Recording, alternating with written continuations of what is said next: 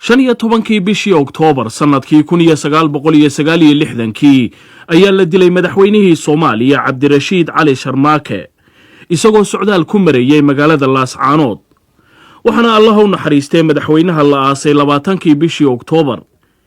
isla habeenkii xigay ayaa intaan waagu baryin ay ciidamadu la wareegeen taladii dalka Soomaaliya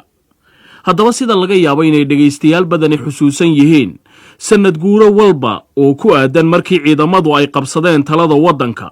laanta af Soomaaliga BBC-du waxa ay sii deyn jirtay barnaamijyo lagu miisaamayo sida uu yahay xaalka dalka Soomaaliya iyo hadba jawigii markaasi taagnaa intii haddaba aan dhex marayay waxa igu soo baxay barnaamijyadaasi kii ugu dambeeyay waanu halkan ka sii daynay 22 bishii Oktoobar sanadkii 1990 barnaamijkaasi oo aan isleeyahay waxa uu tilmaan hufan ka bixinaya xaaladii markaasi ka jirtay dalka Soomaaliya waxa halkan idinka soo jeediyay oo isku soo dibariday Yuusuf Xasan oo markaasi ka tirsanaa laantan af Soomaaliga BBC-da haddaba aan idinku wareejiyo Yuusuf Xasan ciidamada Soomaaliya balama fara badan ayay qaadeen berigii ay xukunka qabsadeen balaan idin xusuusino kuwa kamid ah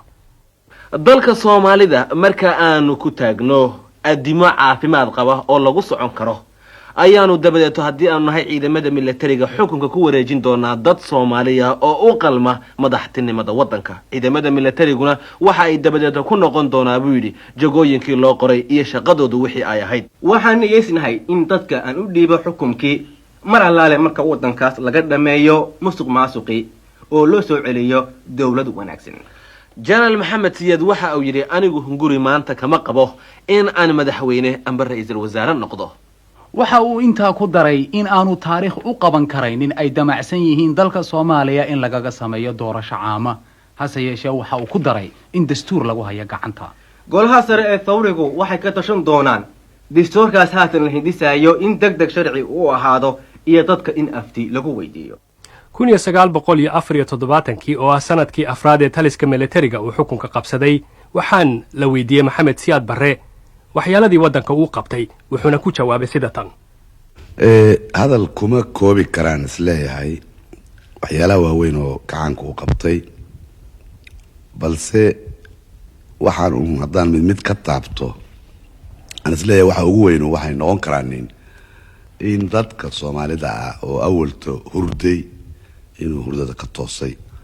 dadka Soomaalida oo awalto ogeyn iyaga dad ahaan awoodooda iyo dalkooda khayraadka ku jira iyo iyaga naftoodu waxa ay isu yihiin inay maanta garteen haddaan midnimadu ka soo tilmaamana matalan waxaan nin walba u garan karaya Soomaalidu in ay xagga saqaafada ama xagga tacliinta aqoonta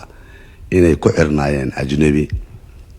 oo dawlado kaleeto afkood iyo tacliintooda ay ku xirnaayeen laakiin markii af Soomaaliga la hirgeliyay digmadiisa in ay u noqdeen dad ahaantood Soomaali cusub ayaa dhalatay ayaa markaasi la sheegay dadkana waxay u hanweynaayeen waxyaalada dalka iyo dadkooda ay qaban karaan guulahaasi waxay dhaliyeen sugaan iyo heesooyin dadka qaarkii ay ku qaadaan guulwada siyaad waxaana ka mid ah heesahaasi midatan wadadii cadayd canta saartay وعرابيو عمري جريو عمري جريو عيناك هاي talisku wuxuu ku dhawaaqay inuu la dagaalamayo cudurrada dalka hayo oo dhan kuwaana waxaa ka mid ahaa qabyaaladda madaxweyne Siyaad Barre oo ka hadlaya magaalada Muqdisho 1976 sidan ayuu yiri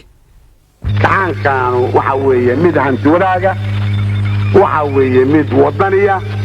waa yaqaana waxa ummad Soomaaliyeed la rabo ma ka joogsanay ma aha qabiil ma hay kullu goyn qabiil waana dilay mana soo noqonayo suuqii la dhuntana saysan u kali doona soo dabaadinka in oo la dirsado iyo dib u socodka isticmaalka ka kumaysto ku xirano soo ma bartaa ninka caanka kan inuusan marnaba ka laabanin maslaxadda ummadda soo ma barta